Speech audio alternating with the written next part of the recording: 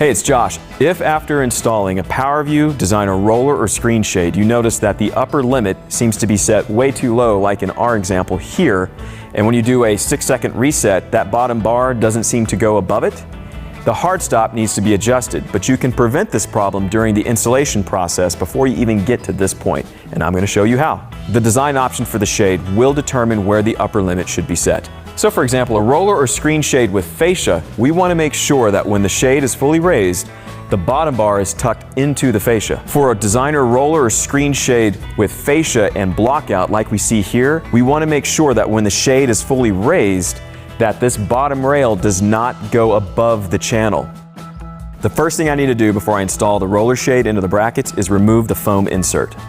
Now I'm going to rotate the top limit screw counterclockwise until it cannot rotate anymore.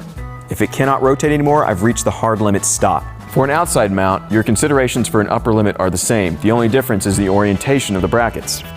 Now before I install the shade, I want to make sure the bottom rail is nestled up against the roll, which I look pretty good here. Now I'm going to install the idle end of the shade into the idle bracket.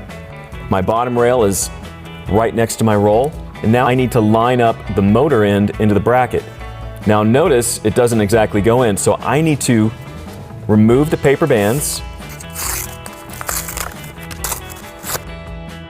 and I want to rotate this until the motor lines up in alignment with the bracket. Now remember, I'm still holding the top limit in place because it's inserted, so now I'm going to install the shade fully. I've got the click. Now I'm going to apply power to this roller shade.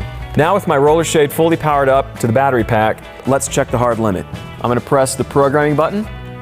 The shade's going to automatically come down. I'm going to press stop. Now I want to see it go up.